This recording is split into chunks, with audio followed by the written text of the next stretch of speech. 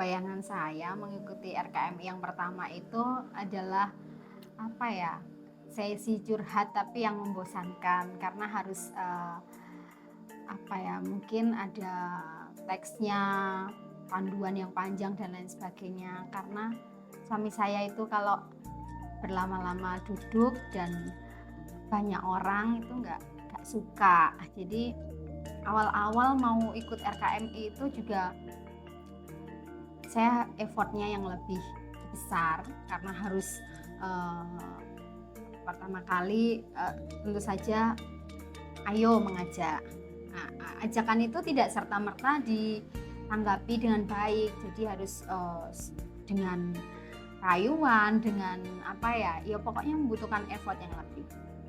Kami datang pun juga sudah telat, akhirnya duduknya di paling depan. Duduk pertama kali berjaraknya 1 meter mungkin.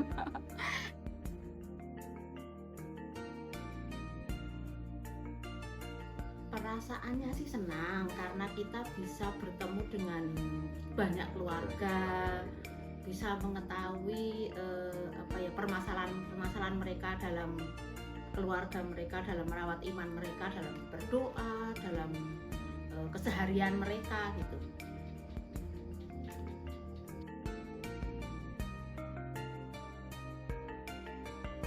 Kalau saya di sesi pas itu sama tim pendamping itu disuruh mengikuti rekoleksi keluarga itu, disuruh memilih, kalau orang Katolik itu memilih ayat dari kitab suci yang paling bisa diseringkan, yang disenangi lah, intinya seperti itulah. Kebetulan pas itu saya disuruh sharing ke depan, pas ada ayat apa tadi yang saya omongkan, ayat yang saya sukai, bukan yang saya sukai ya, yang saya ingat, yang saya renungkan, yang saya pertimbangkan. Itu ayat yang bunyinya, apabila iya katakan iya, apabila tidak katakan tidak, sebab yang lebih daripada itu berasal dari si jahat. Nah, ternyata waktu itu arep dadi wong sing ngono kuwi kok angel sing prasaja, nek iya nek ora ya ora. Ternyata dalam perenungan kami pas itu ternyata susah ya, tapi saya akan mencobanya.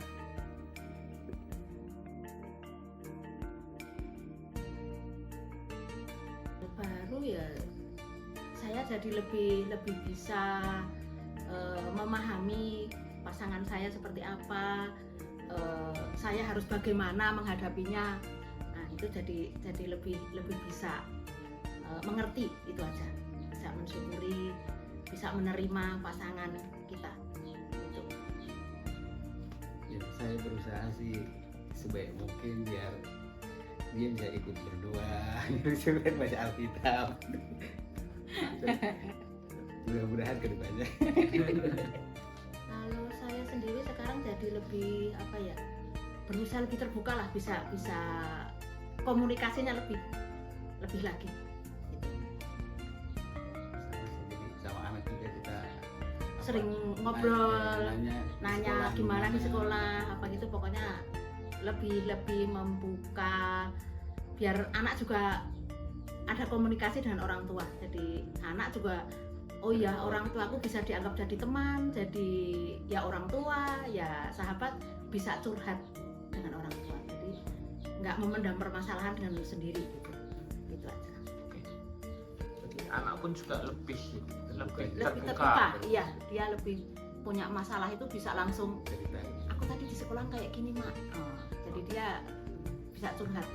Jadi ini apa-apa jadi sekarang terbuka, dia jadi bisa ngobrol. Oke.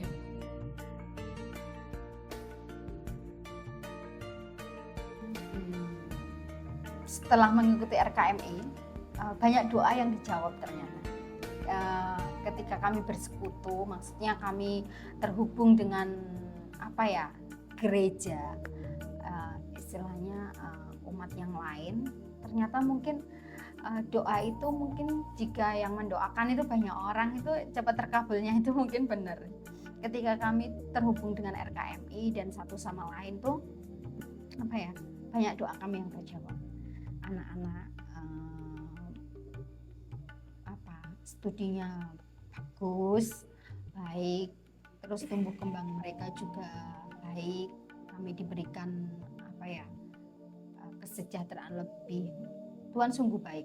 Satu demi satu hikmat, anugerah Tuhan berikan, dan dengan cuma-cuma.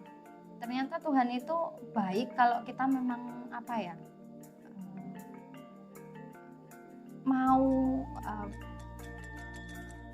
berdoa. Kami dulu jarang berdoa, Mas. Mungkin berdoanya sendiri-sendiri. Tapi setelah itu kami ayo doa bareng-bareng dan lain sebagainya. Ketika berdoa bersama saling dikuatkan. Dan suami saya itu sebenarnya dia itu yang lebih religius, kalau saya enggak. Saya pernah temui dia itu malam-malam nggak ada, ternyata di belakang doa rosario dan lain sebagainya. Saya jarang yang doa rosario karena doa rosario itu saya itu bosan, doa diulang-ulang dan lain sebagainya. Tapi ternyata doa rosario itu doa yang sangat manjur, doa yang sangat hebat. Jadi melalui perantaraan Bunda Maria cepat sekali doa ini dijawab oleh Tuhan. Saya belajar banyak dari suami saya. Mungkin kelihatannya, mungkin saya seorang prodiakon, tapi sebenarnya suami saya lah yang lebih religius. Dia diam tapi dia pendoa yang baik. Sebenarnya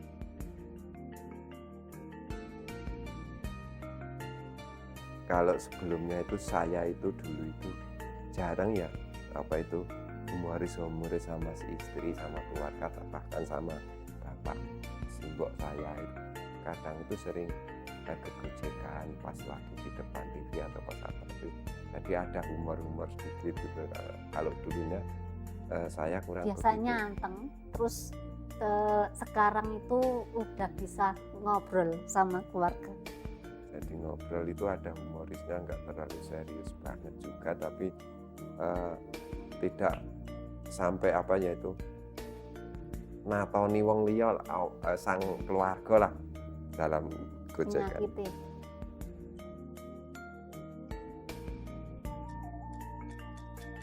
Ya mudah-mudahan nanti anak saya juga, dia juga udah mulai sih, tadi cuma dia sendiri di kamar, dia punya kita sendiri, jadi Kita belum bareng gitu. Jadinya masih sendiri-sendiri, anak suka di kamar baca Alkitab sendiri, doa sendiri. Saya juga kadang itu kalau ini kan kalau doa pagi banget atau jam 3 saya masih ngantuk belum bangun, dia udah bangun, udah doa.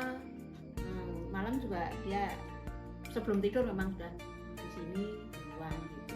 Makanya ya mudah-mudahan kedepannya nanti kita bisa lebih bisa bareng, tambah rajin gitu aja. Oke, mungkin karena pertanyaannya sudah, terima kasih Bapak Ibu. Jadi nanti mungkin ini akan membantu dari paroki untuk menjadi video kesaksian. Jadi harapannya RKMI di tahun-tahun berikutnya bisa lebih baik lagi. Matur nuwun, saya stop.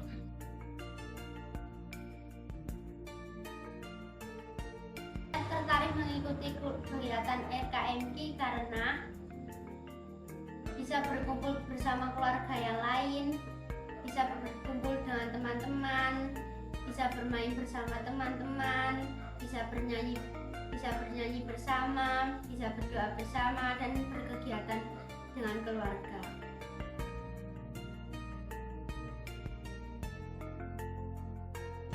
Saat bagian dekor kue sama orang tua dan keluarga dari berbagai lingkungan, itu hal atau part yang paling menyenangkan karena di situ nggak cuma sekedar menghias kue tapi menambahkan hubungan lebih erat sama orang tua maupun saudara-saudara lainnya.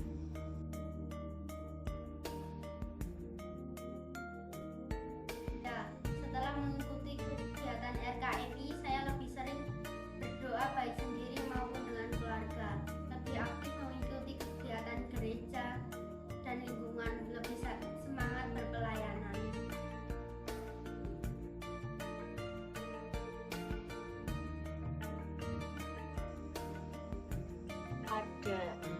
lebih sering ikut kegiatan di gereja juga, mulai lebih rajin. Sebelumnya ya rajin, cuman nggak seaktif setelah ikut rekoleksi keluarga kemarin. Jadi ya anak-anaknya keajak atau ikut orang tuanya juga, lebih aktif kegiatan di lingkungan juga, terus ke gereja juga lebih semangat gitu.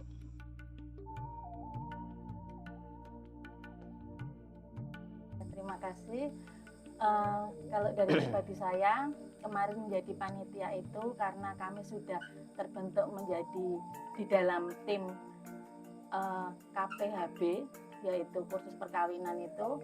Lalu secara otomatis waktu itu diminta sama Romo untuk menjadi panitia di rekoleksi keluarga merawat iman.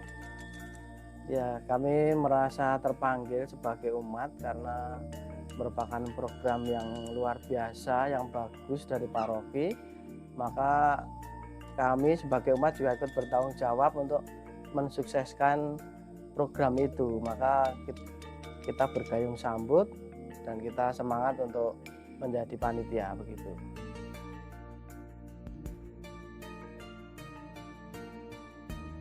Tantangan yang paling menonjol bagi saya untuk mengelola waktu ya, karena ini dijalankan juga sore hari juga.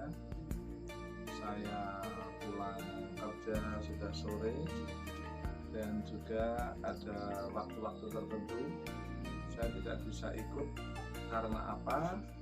Karena ya ada tugas di tempat kerja, ya lembur, ya harus menyelesaikan hal selaras dengan deadline.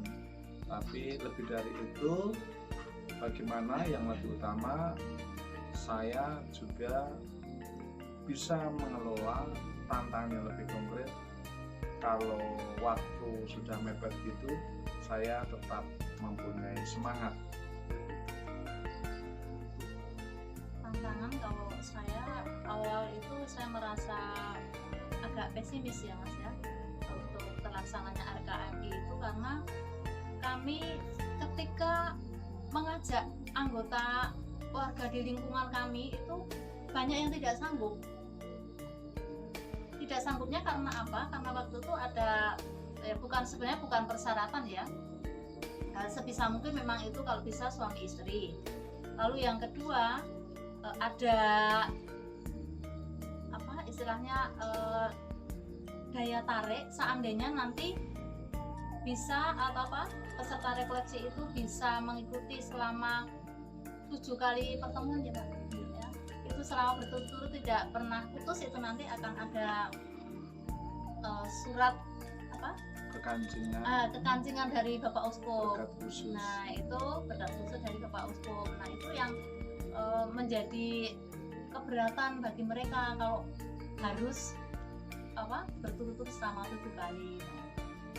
Jadi saya waktu itu agak cemas bisa nggak ya nanti apa umat ini bisa mengikuti RKMI apa tidak gitu. Jadi karena saya sendiri mengalami di lingkungan saya itu sulit sekali untuk mendaftar waktu itu, sampai kami coba pancing-pancing gitu betapa sangat bermanfaatnya nanti gitu. Terus akhirnya ya ada beberapa yang mendaftar tapi tidak banyak yang itu aja Mas.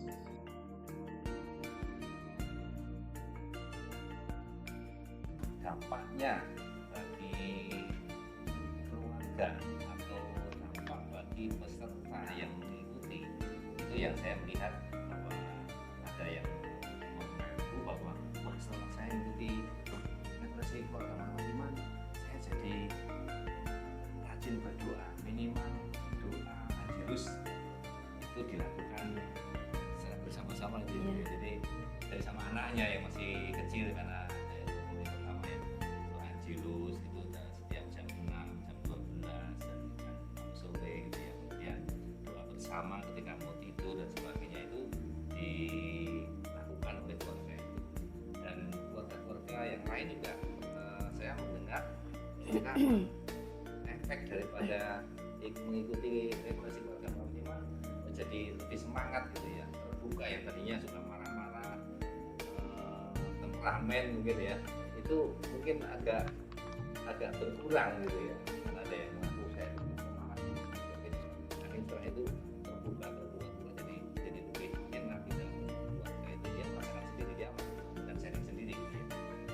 Dan aktif ya di senjang kepentingan orang itu aktif dan sebagainya di gereja, dia aktif menjadi tugas yang tugasnya dia dilaksanakan dengan baik gitu ya. Kemudian bagi kami sendiri secara keluarga, ya kami jujur saja, kadang-kadang kami juga belajar dari proses itu. Kami juga harus ikut-ikutan intent dalam berkomunikasi di keluarga kami. Kebetulan anggota keluarga teman saya juga dan semua dua-duanya ada di perantauan semua. Kami juga intent untuk melakukan komunikasi walaupun jauh, tapi kita intent saling mengingatkan dan sebagainya, mendoakan walaupun jarak jauh, ya itu bisa bersatu dalam doa. Apalagi si saya nih memang bawel yang positif ya, selalu mengingatkan anak-anaknya ke gereja dan sebagainya itu ya, itu menjadi hal yang baik yang kita timba dari proses RKM itu dari saya mungkin tambah. Ya, baik. Dan itu dari kita mengikuti itu akhirnya juga berdampak kepada baik peserta juga keluarga kami. Dan untuk peserta yaitu yang tadi disampaikan oleh suami saya, jadi rutinitas untuk berdoa bersama keluarga itu akhirnya menjadi suatu habitus baru. Jadi mereka mencoba untuk melakukan, walaupun di awal-awal tuh kayak malu ya. Kadang-kadang karena tidak terbiasa doa bersama, mau mengajak doa itu kadang-kadang enggan, malu gitu. Apalagi misalnya ngajak anak-anak, ayo berdoa gitu. Apalagi anak-anaknya yang sudah, mungkin kalau masih kecil dari TK sampai SD mungkin masih ini. Tapi kalau sudah remaja, ngajak doa tuh kayak sesuatu yang malu. Tapi itu akhirnya menjadi sesuatu hal yang baru, dan itu sedikit demi sedikit proses itu bisa dilakukan. Dan kalau yang saya dengar dari beberapa peserta itu berkelanjutan sampai setelah RKMI pun terus dilakukan. Semoga sampai kapanpun gitu ya mereka ini, karena dengan wadah itu, sarana itu menjadi kekuatan dalam keluarga untuk senantiasa merawat iman mereka gitu. Kemudian kalau dari kami keluarga kami juga begitu. Kami jauh dengan anak-anak, tetapi tetap saya yaitu tadi dibilang bawel, dan itu menjadi, karena buat saya bahwa pola untuk pola yang harus dibentuk. Misalkan contoh untuk ke gereja itu menurut saya wajib. Jadi walaupun jauh, sebisa kan ke gereja itu hanya 1 jam. Itu harus. Jadi ada sesuatu yang membuat pernah ada pertanyaan bahwa kalau anak itu dipaksa akan menjadi trauma. Tetapi menurut saya paksaan yang seperti apa yang akan membuat trauma? Kalau untuk urusan berdoa, untuk urusan ke gereja itu memang harus sedikit dipaksa.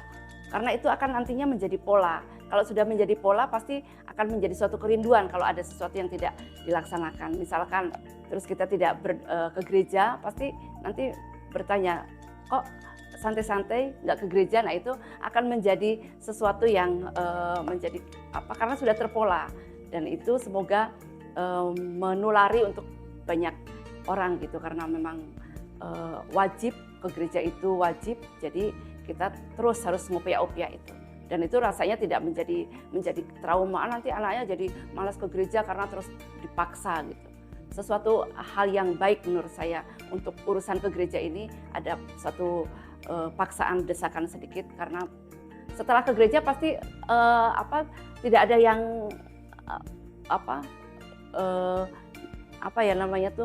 gondok atau gimana gitu ya. Kalau misalnya anak dipaksa untuk ke gereja, rasanya setelah ke gereja tidak ada sesuatu yang aduh nyesel saya ke gereja, tidak ada. Pasti yang keluar dari gereja, oh iya ya, paling tidak mendengarkan, oh tadi bacaannya ini, khotbahnya Romo lucu. Dengan kelucuan itu mungkin menyerap dalam hati dan pikirannya, bisa menjadi bekal untuk menjalankan kehidupan sehari-hari.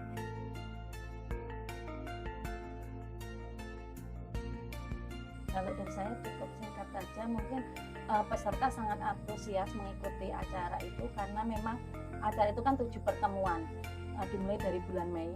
Itu setiap pertemuan itu moderatornya berbeda-beda, jadi memiliki konsep yang berbeda juga dalam penyampaiannya, mulai dari pembukaan, lalu diskusi, dan ice breakingnya juga berbeda.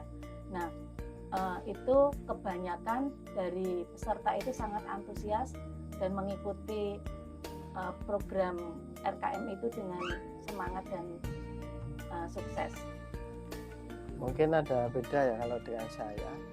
Saya melihat peserta itu untuk minggu-minggu pertama itu mereka mungkin masih merasa enggan, masih merasa canggung. Maka ketika pertama ice breaking itu ya ada beberapa yang ya sudah sana aja, dia nggak mau terlibat seperti itu. Nah itu karena saya juga wajar teman-teman seperti itu ya, karena mungkin dari panitianya juga teman-temannya sendiri. Nah tapi saya melihat memang untuk kegiatan dinamika di dalam rekoleksi itu minggu-minggu pertama itu memang hal-hal yang sangat pokok, artinya kebersamaan dalam keluarga. Nah itu belum banyak peserta yang mengalaminya, maka dari itu mereka merasa canggung. Misalnya diajak ditanyain udah melakukan kebersamaan di keluarga apa saja, mereka kebanyakan canggung, artinya mungkin belum pernah, terus memang belum pernah dilakukan sama sekali, mungkin juga masih bingung. Nah itu maka saya melihat untuk minggu-minggu pertama itu para pesertanya masih canggung, dia masih enggan untuk diajak berdinamika, itu kadang masih hanya ibu-ibunya saja yang jalan. Tetapi setelah melihat 2-3 minggu, 3 kali pertemuan, mereka sudah mulai merasakan dampaknya. Artinya dia sudah bisa berdinamika seperti ini. Bahkan minggu-minggu pertama itu ketika selesai rekoleksi ada PR itu banyak yang belum mengerjakan, karena mereka seolah-olah belum punya tanggung jawab untuk bisa mengerjakan. Tapi ketika mereka sudah mengalami proses luar biasa, mereka sudah pertemuan 3, keempat itu sudah mulai mempersiapkan. Jadi dari rumah apa yang ada di PR itu sudah dikerjakan, dan ketika ada rekoleksi berikutnya mereka sudah siap. Seperti itu, luar biasa. Ya. Lalu untuk pertanyaan keempat ini masih ada hubungannya sama yang pertanyaan kita tadi. Jadi bagaimana Anda melihat dampak kegiatan ini terhadap keluarga-keluarga yang hadir? Jadi baik itu keluarga yang terlibat di panitia, peserta, ataupun untuk keluarga Anda sendiri. Mungkin saya akan coba menjawab dulu ya. Dampaknya sangat jelas ketika kita jadi panitia itu, karena topiknya utamanya itu adalah merawat iman di keluarga, maka sebagai panitia kita itu harus pertama sudah melakukan, menjadi teladan bagi peserta. Jadi ketika nanti panitianya sendiri itu belum pernah melakukan, saya yakin di dalam dia memoderatori dalam diskusi atau apa, mungkin dia minim kosakata, karena padahal di situ dituntut sebagai moderator dalam diskusi, karena kebanyakan diskusi itu panitia harus pintar-pintar memancing situasi ketika mereka mengutarakan pendapat dan pendapatnya itu agak melenceng, maka sebagai panitia dia harus bisa merangkul untuk mengembalikan. Nah, jadi menurut saya pribadi yang saya alami itu sebagai panitia kita harus memberikan keteladanan. Apalagi kalau untuk kebersamaan dalam keluarga itu ya kita kan sudah mulai mengawali banyak, mulai dari doa malaikat Tuhan, doa mau makan, dan lain sebagainya. Itu masih banyak hal doa yang dalam keluarga yang kita lakukan. Jadi kalau menurut saya ya utamanya itu keteladanan. Jadi biar ketika kita jadi panitia itu pesertanya juga nanti akan juga berkaca kepada panitia.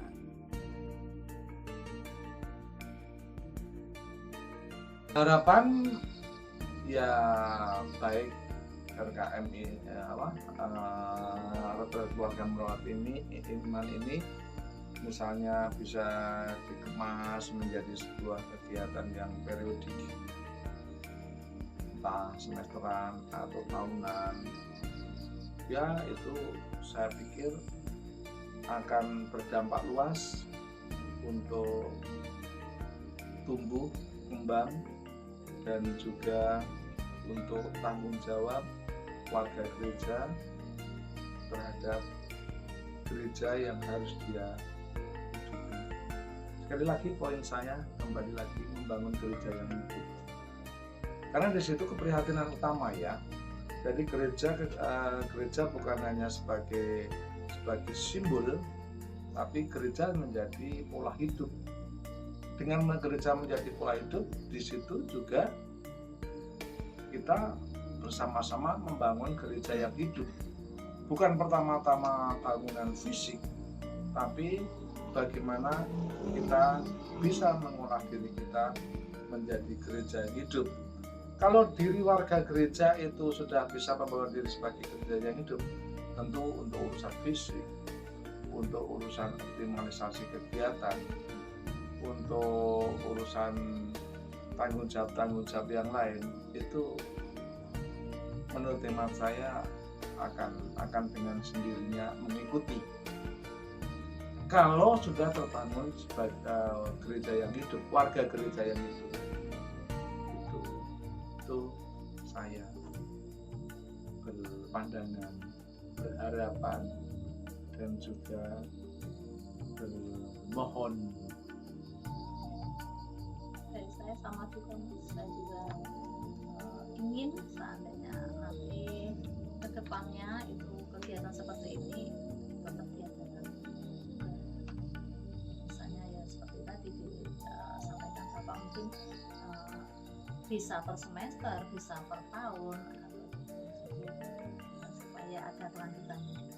Dan kalau bisa ya pesertanya berbeda ya. Tapi kalau yang dulu mau mengikuti ya nggak apa-apa. Dan di situ juga ada ongoing formation kan. Dan keluarga merawat iman itu kan selalu membutuhkan studi atau bukannya studi ya, kajian yang berkelanjutan. Nah, kalau keberlanjutan ini bisa hidup, ya di situ juga apa yang menjadi keprihatinan kita sedikit demi sedikit akan bisa terkikis, meskipun tetap yang namanya orang hidup tidak ada kesempurnaan. Dan di situ juga sebetulnya saya menghayati prosesnya, bukan hasilnya. Saya terinspirasi juga dengan mendapat seorang filsuf ya dari Amerika Serikat, Arnold Whitehead, yang mengatakan bahwa kita semua itu ada dalam proses menjadi. All of us are in the process of becoming ya.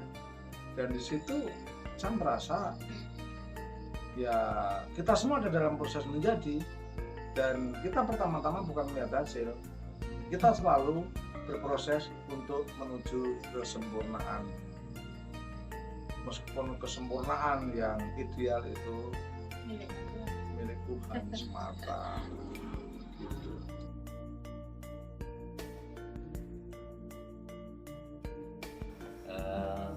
Hal-hal yang perlu kita timba dari ya kita sebagai panitia ya, perlu kita timba ya, memang kita juga belajar banyak dari proses rekoleksi keluarga merawat iman.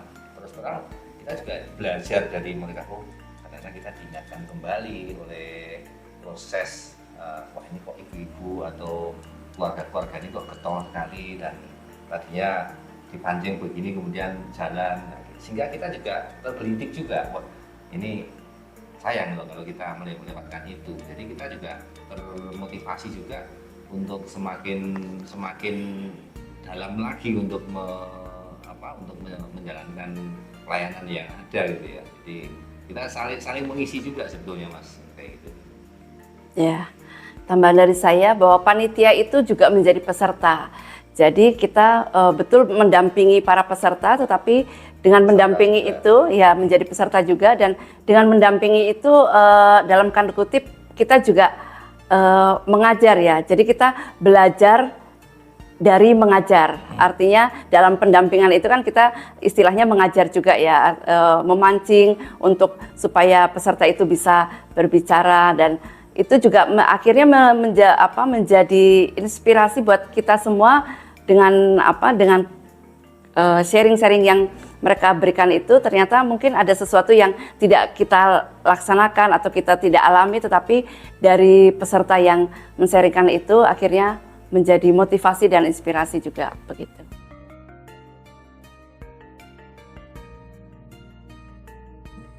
Ya, kalau dari segi antusias itu memang terlihat sekali dari yang mendaftar dulu itu 120-an itu sudah termasuk bapak, ibu, dan anak. Pas pertemuan pertama itu yang hadir itu ya sekitar itu 120. Lalu pertemuan kedua itu agak menurun. Mungkin saya tidak tahu penyebabnya, apakah karena barengan dengan acara lain atau tidak. Lalu yang pertemuan ketiga juga agak turun lagi waktu itu. Nah, lalu baru setelah pertemuan keempat itu sudah mulai naik lagi, mungkin juga karena mereka semua merasakan ternyata dari setiap pertemuan itu berbeda cara penyampaiannya, jadi mereka kembali semangat. Setelah itu sampai pertemuan ke-7 itu masih tetap ya tidak terlalu turun banget, tapi juga masih dalam 90% lah kehadirannya itu. Jadi saya menggarisbawahi bahwa peserta refleksi keluarga merawat iman yang pertama itu para peserta sangat antusias, demikian juga panitianya itu sangat semangat dalam menyampaikan materi. Di samping itu juga Romo sangat mendukung dalam kegiatan ini.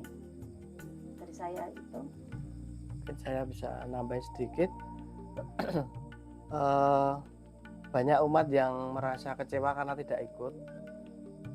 Mereka saya lihat ada yang ikut itu tidak dengan pasangannya.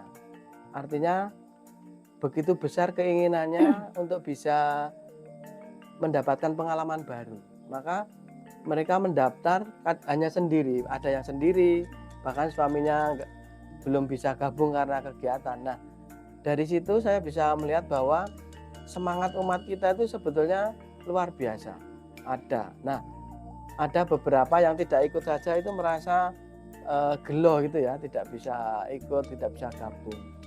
Nah, yang saya lihat yang mereka sudah bergabung itu mereka semakin berani untuk menyampaikan unek-uneknya, pendapatnya, karena di situ dia didengar. Dan saya melihat bervariasi dalam permasalahan mereka. Apalagi untuk saudara-saudara kita, umat kita yang kebetulan satu keluarga itu tidak setiap hari berkumpul, ada yang di luar kota. Nah, ketika mereka mendapatkan rekoleksi itu, mereka menjadi tahu bagaimana caranya untuk menyikapi walaupun jarak jauh, dia bisa mengadakan kebersamaan. Sebagai contoh, setelah mendapatkan rekoleksi yang keempat terus kelima itu mereka sudah mulai menjalin bagaimana caranya bisa berdoa bersama walaupun di tempat yang berbeda, entah dengan video call, entah mereka janjian, mari kita bersama-sama berdoa mulai dari malaikat Tuhan, terus nanti doa malam seperti itu. Jadi ini sungguh sangat luar biasa. Maka dari itu pengalaman iman sekecil apapun akan menjadi pengalaman bagi umat yang lain. Saya rasa seperti itu.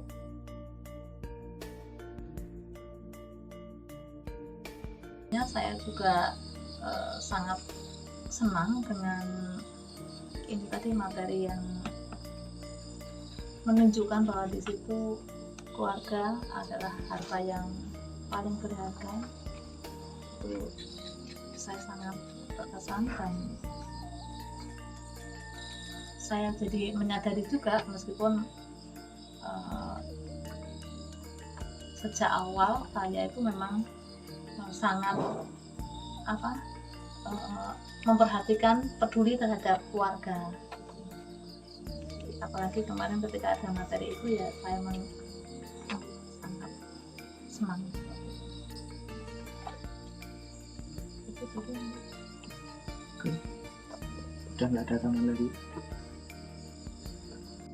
Secara keseluruhan materi itu kan berkesinambungan ya, dari pertama sampai ke-7, dan itu ada handout-nya ya yang dibuat oleh Romo Bundan.